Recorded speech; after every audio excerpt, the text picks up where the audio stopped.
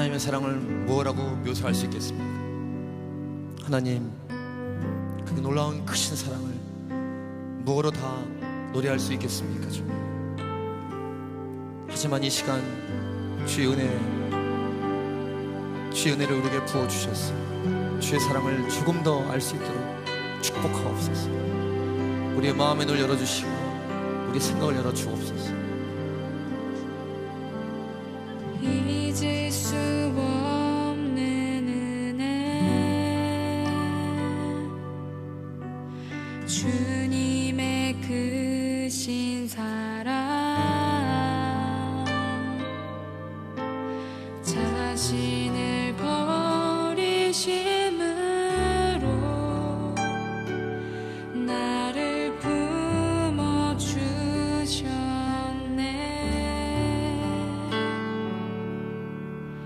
허물을 덮으시고 용납하시는 사랑, 놀라운 주님의 사랑, 내 맘을 녹이시네.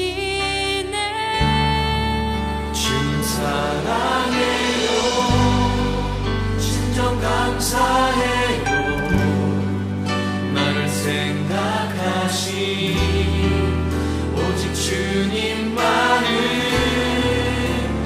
내 삶을 다해 주만 바라보며 주를 위해 섬기며 살리. 주님 사랑해요, 주님 경배해요. 내겐 오직 주만 유일하신 사랑. 내 모든 것 주께 다 드리며 밝은 밤마음으로 주 위해 살리. 예수 주님, 잊을 수 없는 은혜, 잊을 수 없는 은혜, 주님의 크신 사랑, 자신을 버리심으로 나를 품어주셨네. 나를 품어주셨네. 나의 허물을 덮으시고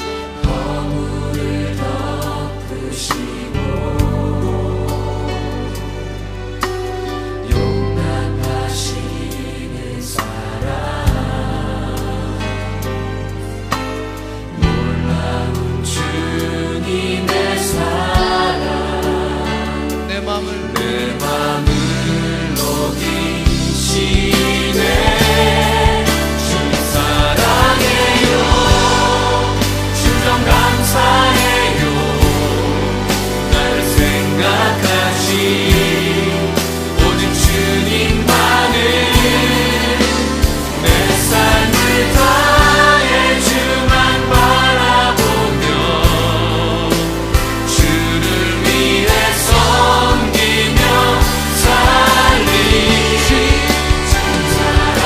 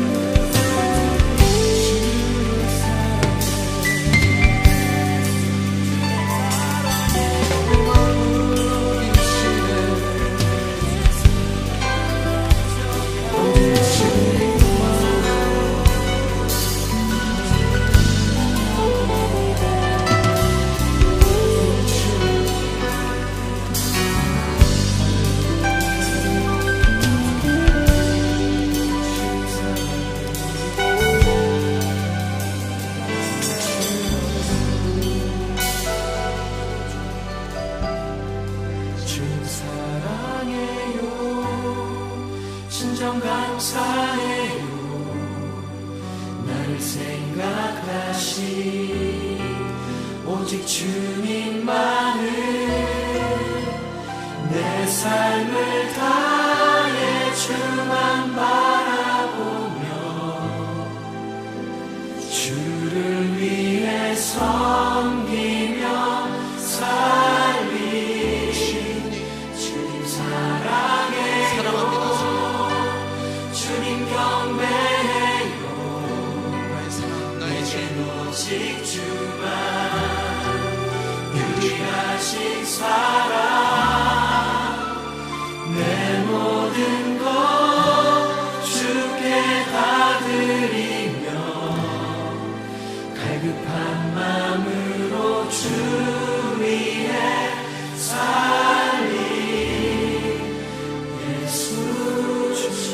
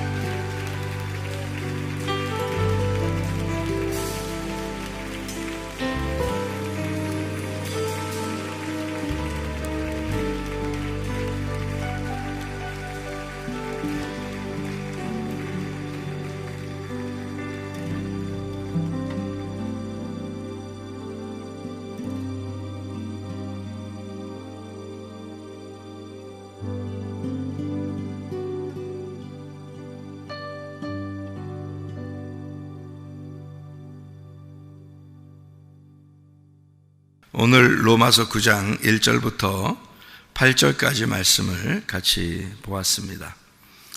로마서 9장 1절부터 8절까지 말씀을 같이 보았는데요. 로마서 9장 9절 말씀을 한번 보니까 이런 말씀이 있어요. 약속의 말씀은 이것이니 명년이 때에 내가 이르리니 사라에게 아들이 있으리라 하심이라, 이렇게 이야기를 했어요. 명년이라는 게 뭐예요? 명년이라는 게? 명년이 다음 해고 그 이어지는 횟수를 말하는 거 아니에요? 그죠? 이게 창세기 18장에 나오는 얘기거든요. 창세기 18장 10절에 나와 있는 얘기예요. 그가 이르시되 내년 이맘때에 내가 반드시 내게로 돌아오리니 내 아내 사라에게 아들이 있으리라 하시니 사라가 그 뒤 장막문에서 들었더라, 이렇게 이야기를 했습니다. 창세기 18장에 아들에 대한 약속을 하기 전에 창세기 17장에는 무슨 일이 일어나죠? 창세기 17장. 그러니까 18장에 아들을 다시 약속을 하는데 17장에는 무슨 일이 벌어지냐면 할례를 행합니다. 할례. 그러니까 할례를 행하는 게 굉장히 중요한 여기서 내용인데요. 왜 그러냐면 할례를 행하기 전에 아이를 낳았어요. 그게 누구냐면 이스마엘입니다. 그러니까 할례가 딱 중심이라 할례 전과 할례 후로 나누는 거예요. 이 아브라함의 그 생애가.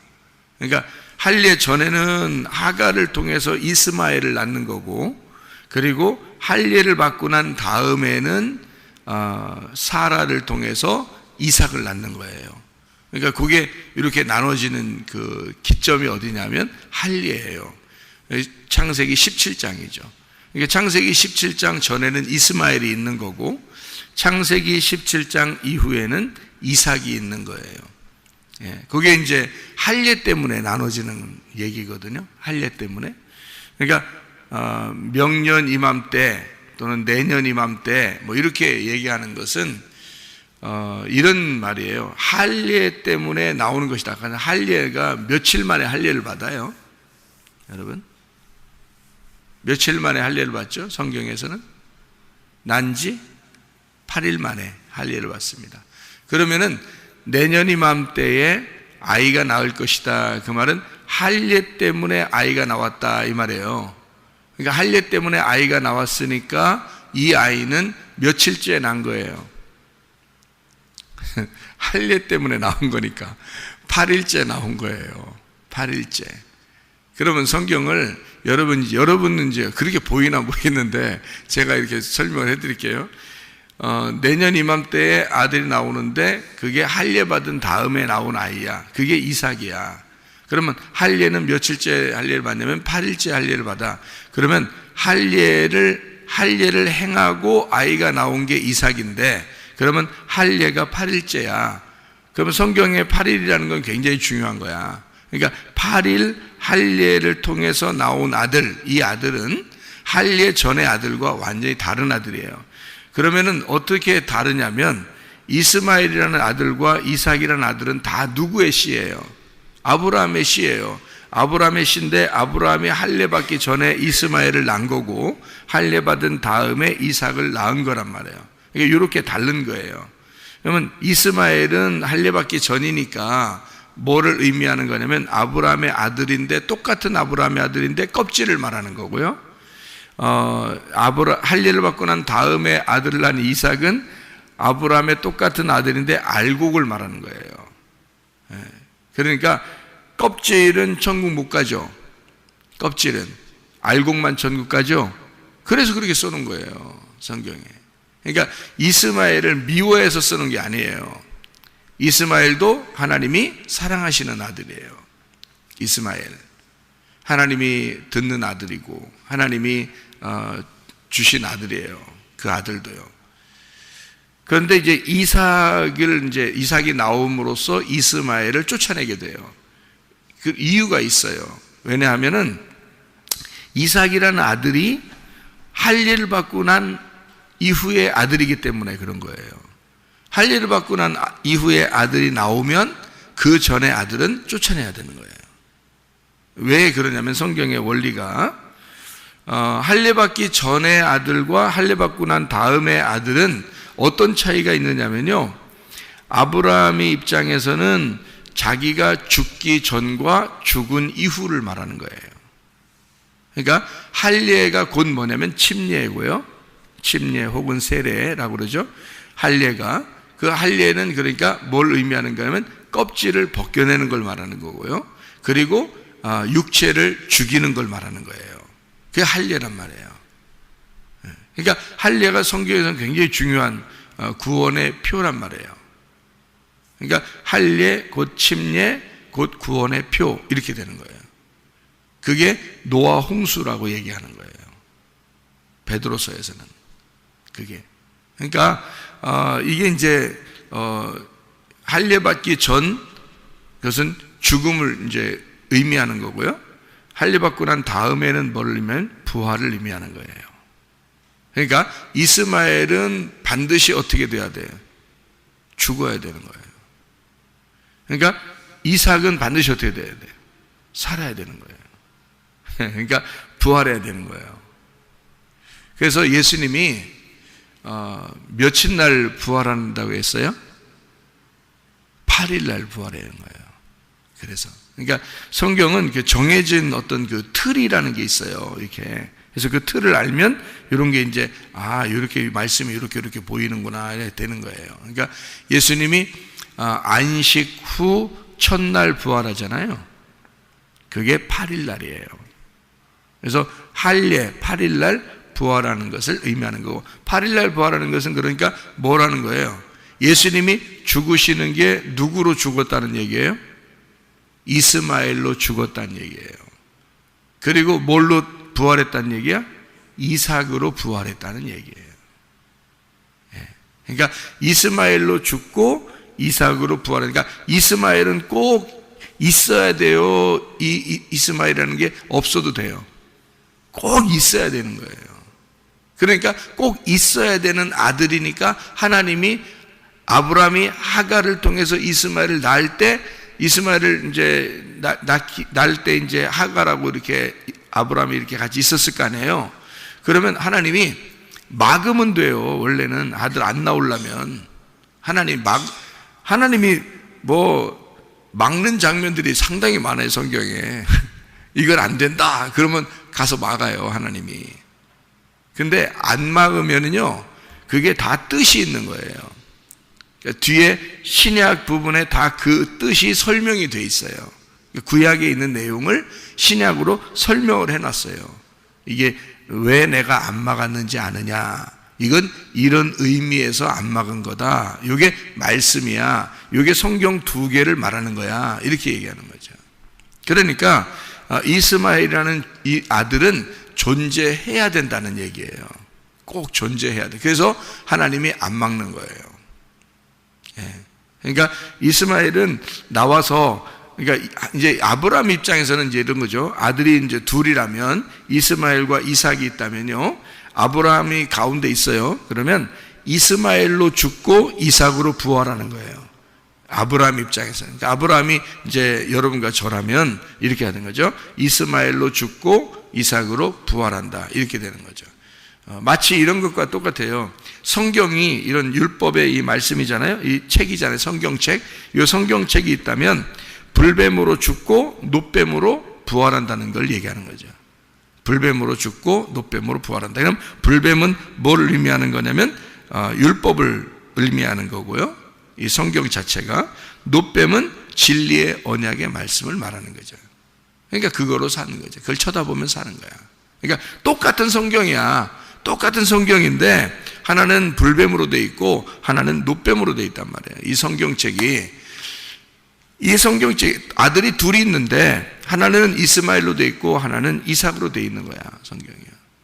그렇게, 그래서 이스마엘이 나오는 거를 하나님이 허락하는 거예요.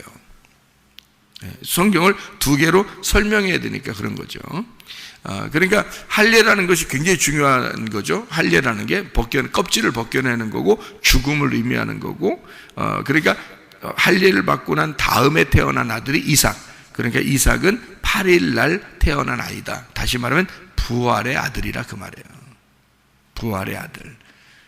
그러니까 하나님의 그 약속의 아들이다, 이렇게 말하는 거죠. 여러분과 저는 어떤 사람들이냐면요, 육신의 아들이 아니에요. 언약의 아들이지. 여러분과 제가 육신의 아들로 말하면 이스라엘이죠. 이스라엘이 육신의 아들이고 이방인들은 언약의 아들인 거예요. 그러니까 한마디로 말하면 예수가 부활해야지만이 구원받을 수 있는 자들, 예수가 부활해야 구원받을, 예수가 부활하기 전에도 구원받을 수 있는 사람들은 유대인밖에 없는 거고요. 무슨 말인지 알겠어요? 예수가 부활하지 않으면 이방인은 구원받을 수가 없어요. 예수가 죽고 부활해야지만이 구원받을 수 있는 아들들이 이방인들이에요. 그래서 우리를 언약의 아들이라 이렇게 말하는 거예요. 육신의 아들로 말하면 이스라엘이죠. 그리고 예수님도 유대인으로 태어난 거고요. 그러니까 육신의 아들로 예수님이 태어나서, 다시 말하면 이스마엘이라는 육신의 아들로 태어나 예수님이 죽으시고 언약의 아들들을 낳았다. 그게 이삭이 되었다, 그 말이고요.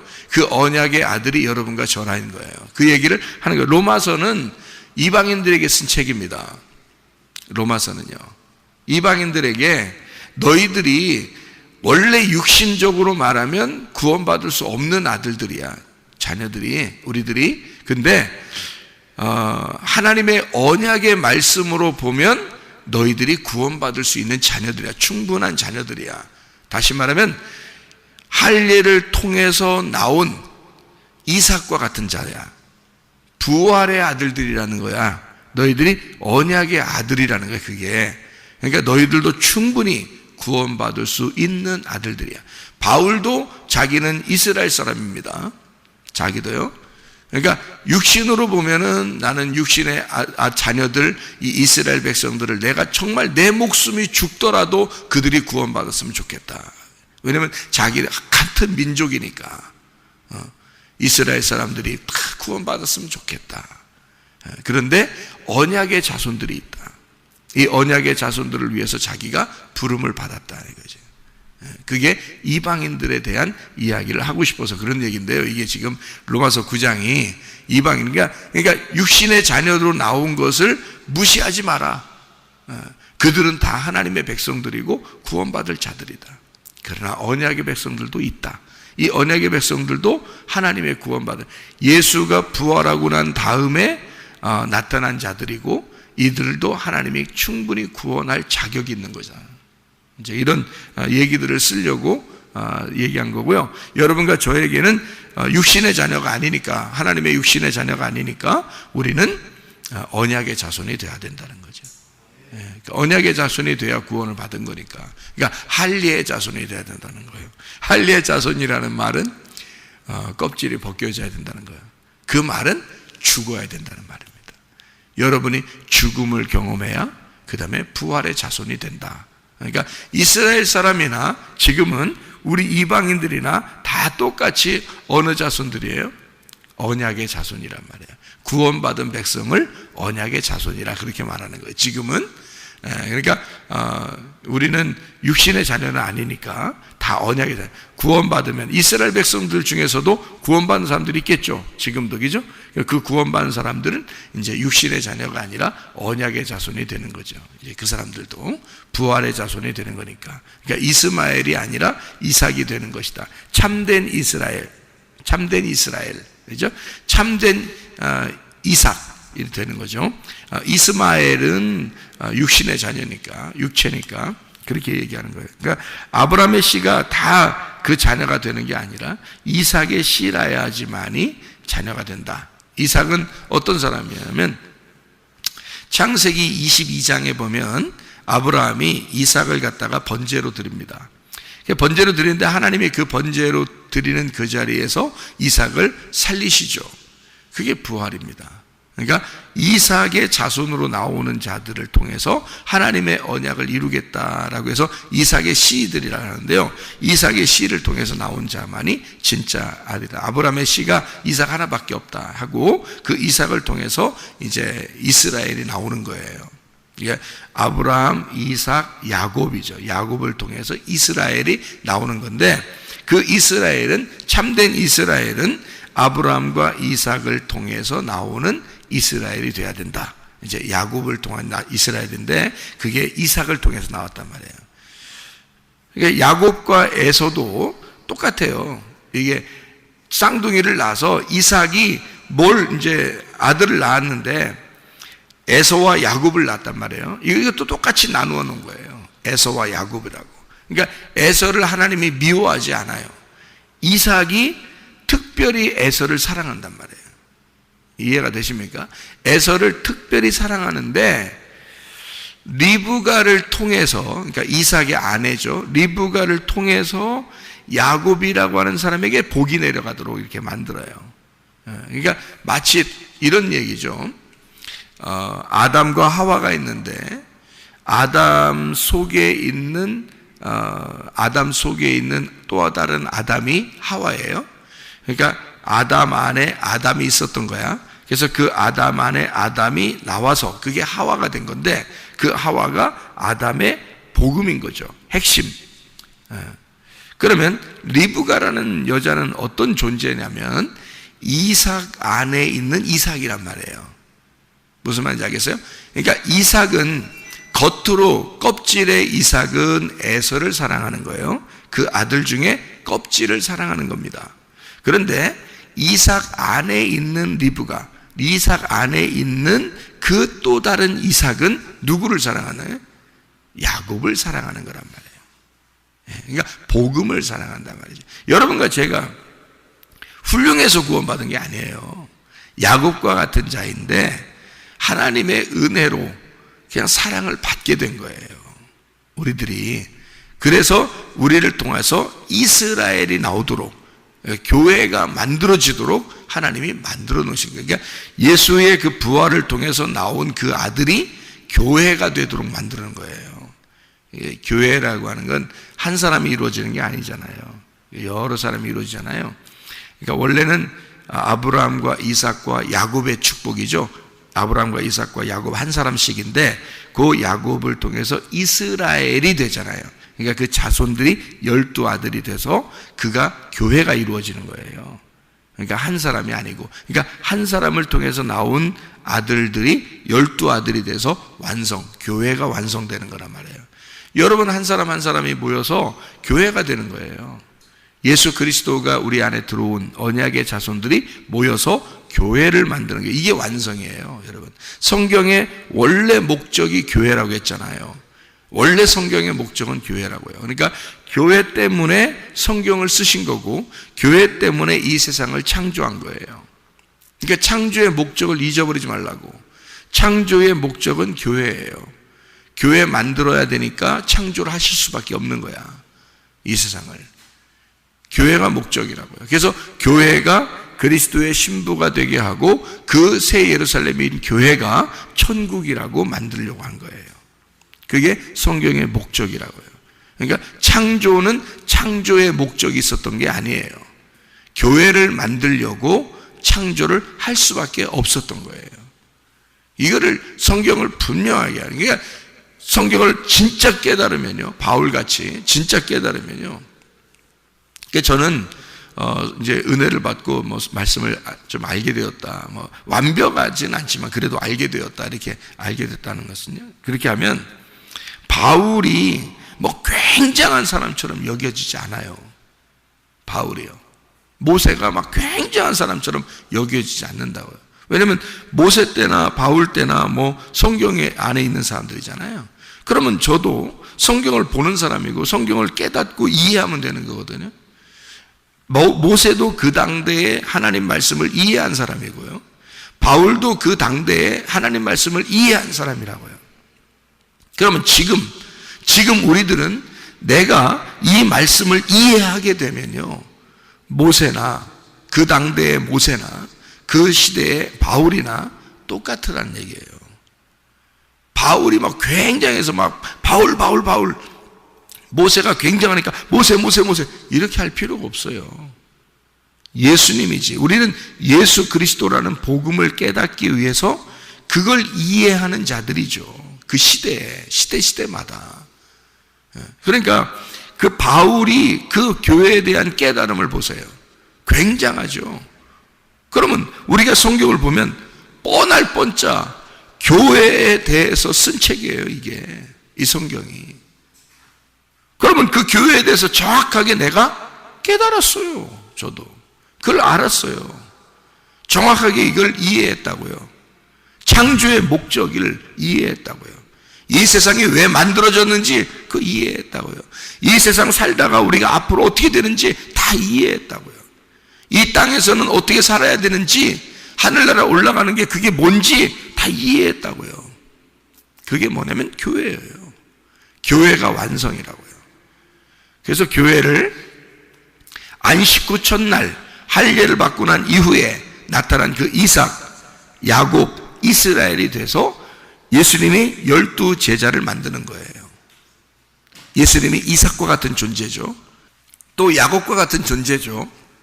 예수님이 이삭과 같은 존재고 야곱과 같은 존재예요. 그래서 이스라엘이라는 교회를 만드는 겁니다. 12제자를 통해서 교회를 만드는 거예요. 이스라엘도 여러 명이죠. 어마어마하게 많죠. 다 12사람을 통해서 나오는 거예요. 이스라엘도 그 어마어마한 이스라엘 사람들이 12사람을 통해서 딱 나오는 거예요. 그게 12이라는 완성이란 말이죠. 하늘나라도 12로 이루어졌다. 그게 교회를 의미하는 그런 얘기고요. 그렇게 나오려면 할례를 통해서 나오는 거예요. 할례를 통해서. 그 할례가 뭐냐면 죽음이라는 거죠. 그러니까 아브라함의 할례를 통해서 아브라함이 거듭나 알맹이가 된 그 알맹이가 나오는 씨앗, 그것이 이삭이고, 이삭을 통해서 야곱이고, 야곱을 통해서 이스라엘이 나오도록 만들어 놨다. 아브라함이 할례를 받으면 사라는 할례를 같이 받은 거예요. 여자는 남자 안에 속해 있는 거거든요. 아담 안에 또 다른 아담이 하와예요. 아브라함 안에 또 다른 아브라함이 사레란 말입니다. 그래서 아브라함이 할례를 받으면 사레도 함께 할례를 받은 거예요. 그래서 여자는 할례가 없는 겁니다. 왜냐하면 여자는 원래 어디에 있었어요? 남자 안에 있었기 때문에 그렇단 말이에요. 그러니까 인간에 대한 이야기가 아니죠. 여러분에 대한 이야기가 아닙니다. 예수님 안에서 교회가 있었다라는 얘기고요. 예수님 안에 교회가 있는 이 교회가 할례를 통해서 교회가 완전해지는 거란 말이에요. 그러니까 교회는 진짜 할례를 받는 게 아니고 예수님의 할례를 통해서 교회가 할례를 받은 거다 이 말이죠. 그러니까 신부는 신랑의 할례를 통해서 신부는 할례 받은 것으로 간주하는 거예요. 그러니까 아브라함의 할례를 통해서 사레가 할례가 된 거고, 이 사라를 통해서 이제 아브라함이 할례를 받으니까 아브라함이 되고요. 이 사레가 사라가 되는 겁니다. 사라는 민족의 어머니가 되는 거예요. 만국의 어머니가 되는 거죠. 아브라함도 열방의 만국의 아버지가 되는 거고요. 그게 뭐냐면 언약의 자손들에 대한 아버지가 되는 거고요. 언약의 자손들에 대한 어머니가 된다. 이게 사라가 이렇게 이야기하는 얘기입니다. 그러니까 율법적인 하갈이 뭘로 바뀌는 거냐면 은혜, 언약이라는 사라로 바뀌는 거예요. 그러니까 사레가 사라로 바꾸죠. 하갈이라는 이 여자를 통해서 이스마엘이 나올 때 할례 받기 전이라고 그랬죠. 그러니까 그때 아브라함이 아니고 아브람에게 여자를, 하갈이라는 여자를, 애굽 여자예요. 애굽에 있는 여자를 준 여자가 사레라는 여자예요. 그러니까 사레는 하갈과 같은 거였다는 얘기죠. 무슨 말인지 알겠어요? 근데 할례를 받고 난 다음에는 사라로 바뀐단 말이에요. 아브람이 아브라함으로 바뀌는 거고, 껍질이 벗겨진다는 얘기입니다. 그래서 할례를 통해서 8일이 되고, 8일이 되면 부활의 예수님이 된다는 얘기고, 부활의 예수님을 통해서 교회가 세워지는 것을 얘기하는 거예요. 그래서 이삭을 통해서 너의 민족, 그러니까 너의 백성들이 생기게 될 것이다. 이삭을 통해, 예수를 통해, 우리로 말하면 예수를 통해서 교회가 생겨난다. 이런 이야기를 해주고 있는 얘기입니다. 그래서 할례를요, 여러분 할례라고 하는 거를 한번 성경을 한번 이렇게 보시면 이렇게 되게 되어 있습니다. 어떻게 되냐면요, 할례를 창세기 17장을 한번 봐봐요. 창세기 17장 23절부터 이렇게 보니까요, 아브라함이 하나님이 자기에게 말씀하신 대로 그날에 그 아들 이스마엘과 집에서 태어난 모든 자와 돈으로 산 모든 자, 곧 아브라함의 집 사람 중 모든 남자를 데려다가 그 포피를 베었어요. 아브라함이 그 포피를 벤 때가 99세고요. 그의 아들 이스마엘이 그의 포피를 벤 때가 13세였습니다. 그러니까 13년 동안 이 이스마엘을 낳고 13년 동안 하나님이 안 나타난 겁니다. 아브라함에게. 이게 왜냐면 언약의 자손이 아니고 이게 반항의 자손이기 때문에 그래요. 아브라함이 사례를 통해서 하나님께 대한 완성이 아니고 반항을 한 거죠. 자기를 더한 겁니다. 12이 완성이 돼야 되는데 하나를 더했어요. 그래서 13이 됐다고요. 그래서 13년 동안 안 나타나요, 하나님이. 하갈을 통해서 이스마엘을 낳고 13년 동안 안 나타나요. 13년이 지난 다음에 할례를 받게 하고 그 다음에 이제 하나님이 약속을 하는 거예요. 이해요? 성경에 다 의미가 있어요. 그날에 아브라함과 그 아들 이스마엘이 할례를 받았고 그 집의 모든 남자 곧 집에서 태어난 자와 돈으로 이방 사람에게서 사온 자가 다 그와 함께 할례를 받았다 이렇게 돼 있잖아요. 그러니까 아브라함과 이스마엘만 받은 게 아니라 다른 이방인들도 받게 되었다 그날. 그러니까 할례는 이렇게 2번에 걸쳐서 다 하게 된단 말이죠. 출애굽기 4장을 한번 보면요, 출애굽기 4장을 보면 출애굽기 4장 24절부터 26절까지의 말씀에 보니까 모세가 길을 가다가 숙소에 있을 때에 여호와께서 그를 만나 그를 죽이려 하시 십보라가 돌칼을 가져다가 그의 아들 포피를 베어 그의 발에 갖다 대며 이르되 당신은 참으로 내게 피 남편이로다 하고 여호와께서 그를 놓아주시니라. 그때 십보라가 피 남편이라 함은 할례 때문이었더라. 이렇게 되어 있죠. 그러니까 할례가 굉장히 중요한 의미이기 때문에 하나님은 할례 자꾸 그러는 거예요. 이게요, 일부러 이걸 통해서도 알려주는 거죠. 그러니까 심판을 의미하는 겁니다. 할례가요, 심판을 받아야 된다 이런 말이고요. 12장에 출애굽기 12장 44절부터 48절 보면 각 사람이 돈으로 산 종은 할례를 받은 후에 먹을 거다. 그러니까 이방인들은 할례를 받지 못하면 같이 못 먹는다 그 말이에요. 하나님의 음식을 같이 못 먹는다 그 말이고요. 거류인과 타국 품꾼은 먹지 못한다. 한 집에서 먹되 그 고기를 조금도 집 밖으로 내지 말고 뼈도 꺾지 마라. 이스라엘 회중이 다 이것을 지킬지니라.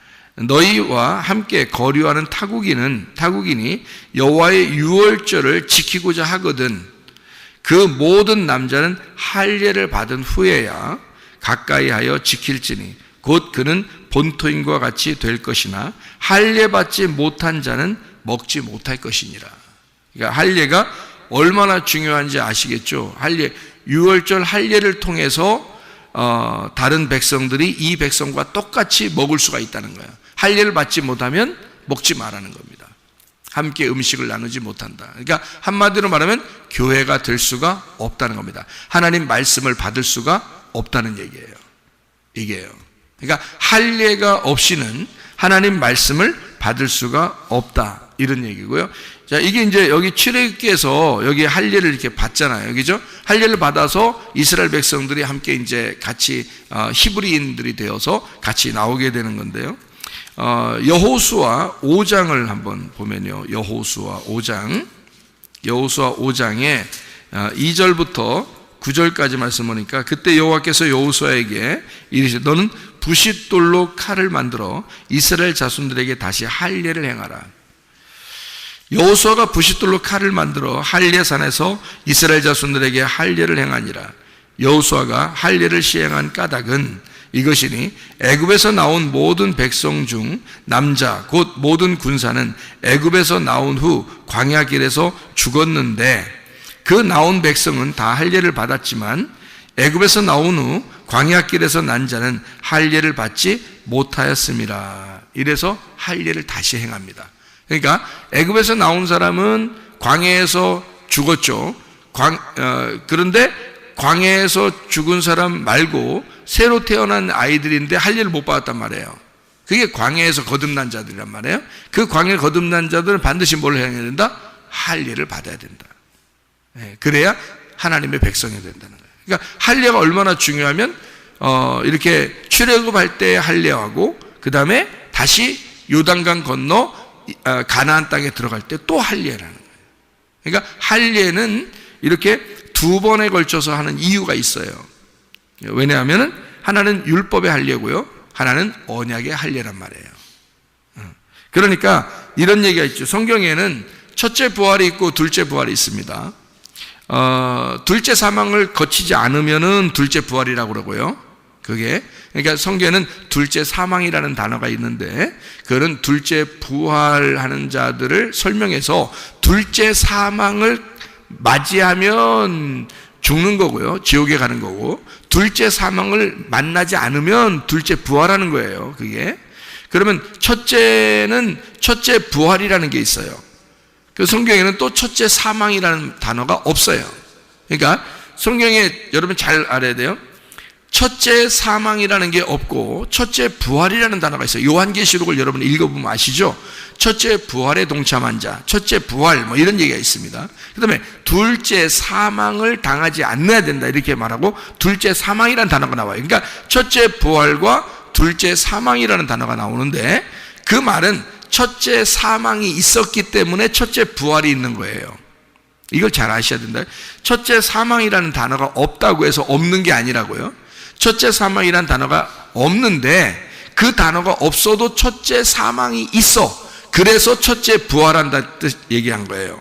그리고 둘째 사망이라는 말이 있는 것은 둘째 부활이 있기 때문에 둘째 사망이라는 단어가 있는 거란 말이에요. 그러니까 한마디로 말하면 제가 이걸 딱 4개로 나누어서 첫째 사망이 있고 그 다음에 첫째 부활이 있고 둘째 사망이 있고 둘째 부활이 있단 말이에요. 그러니까 이 4개가 돼 있는 거죠. 이렇게.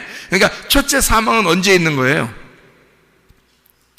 예, 아담과 하와가 선악과 먹고서 하나님과 분리가 된 것을 첫째 사망이라고 그래요. 그것을 다시 연결시켜 주는 것이 첫째 부활이고요. 그래서 첫째 부활은 누가 하는 거냐면 예수님이 하는 겁니다.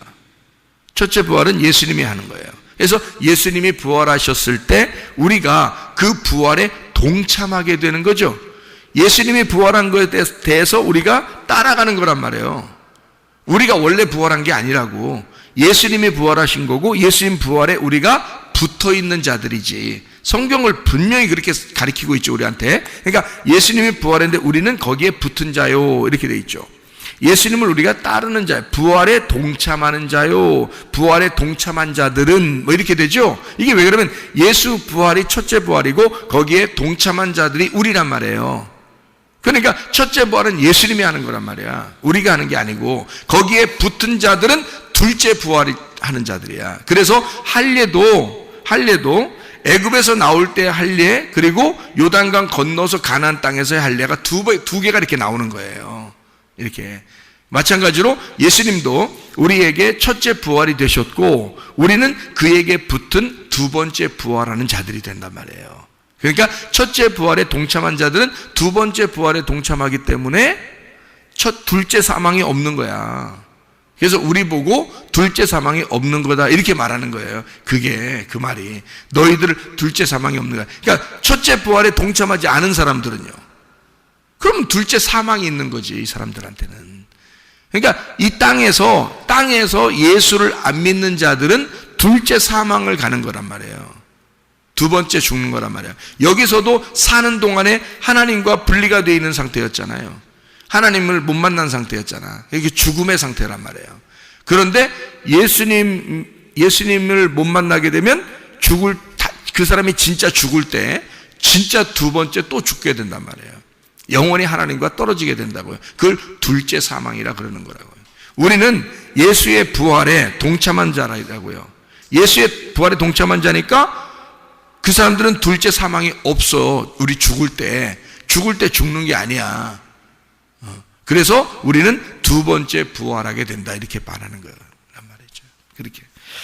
그러니까 첫째 부활에 동참하게 되면 둘째 사망을 이긴 두 번째 부활하는 자들이 된다, 이렇게 얘기하고요. 침례도 그래서 2개가 일어나요, 성경에서는. 그러니까 2개, 이렇게 왜 그렇게 2개씩 다 일어나는지 아시겠죠? 그러니까 침례가 성경에서 애굽에서 이스라엘 백성들이 탈출할 때 2번의 침례가 일어나는데, 하나는 홍해바다 침례입니다. 홍해바다 침례. 그리고 하나는 요단강의 침례예요.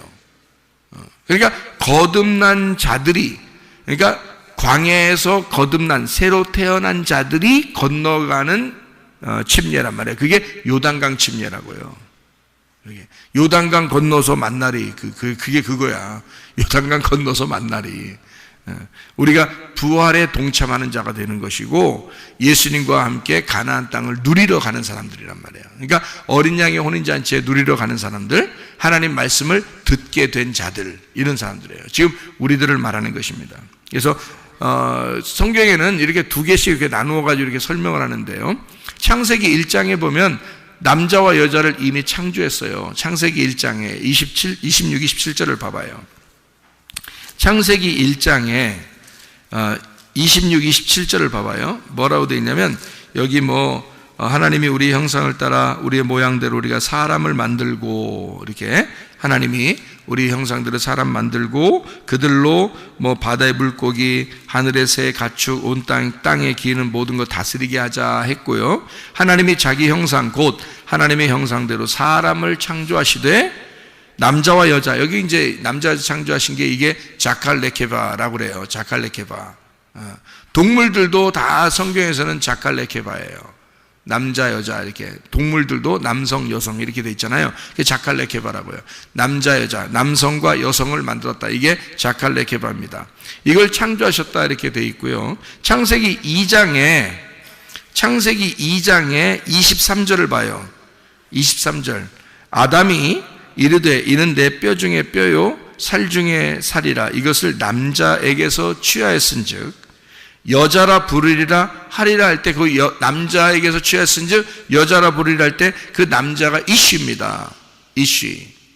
그리고 여자라 하리라 할 때 이샤입니다. 그러니까 이쉬와 이샤가 되는 거예요, 여기서. 그러면 창세기 1장의 27절에는 자칼 레케바라고 써놓고요. 여기 창세기 2장 23절에는 이쉬와 이샤라고 써놨다고요. 다른 거예요. 그게 달라. 어떻게 다르냐면 창세기 2장 7절에 하나님이 땅의 흙으로 사람을 지으시고 아담을 지으시고 생기를 그 코에 불어넣으시니 사람이 생명이 됐단 말이에요. 살아있는 혼이 됐는데, 살아있는 자가 됐는데, 이게 아담 흙으로 사람을 만들어서 나온 자가 이쉬입니다. 그러니까 자칼레케바는 하나님이 그냥 창조하신 거고요. 여기서 창세기 2장 7절에는 하나님이 이거를 빚으셔서 만든 거예요. 하나님이 직접. 그리고 하나님이 생기를 그 코에 집어넣었다. 그러니까 창세기 1장도 살아있는 자죠. 남자 여자 살아있는 사람입니다. 그런데 창세기 2장 7절에는 특별히 그 중에서 예배를 드리는 자, 하나님을 영광을 돌리는 예배 드리는 에덴 동산의 제사장을 만들기 위해서 아담을 만드는 거예요, 하나님이. 그게 이슈아가 되는 겁니다. 그러면 성경의 이 역사는 누구의 역사겠어요? 자칼레케바의 역사겠어요? 이슈아의 역사겠어요? 이슈아의 역사라고요. 하나님이 인간을 만드시고 그 코에 생기를 불어넣어 준 그 인간의 역사라고요, 여기 성경책은. 그러니까 성경책은 뭘 의미하는 거겠어요?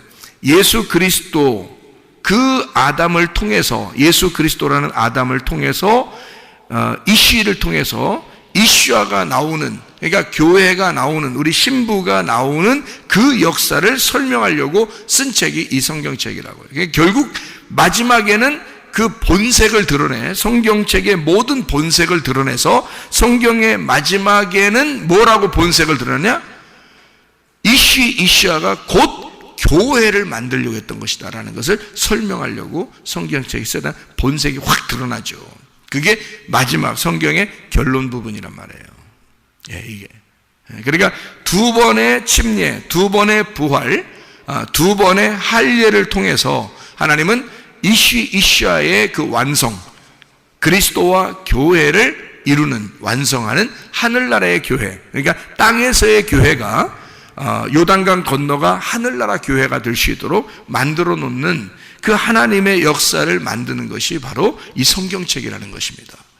그러니까 여러분과 제가 언약의 자손이니까 하늘나라에 갈 수 있는 거예요. 육신의 자손이라면 하늘나라 가기 어렵죠.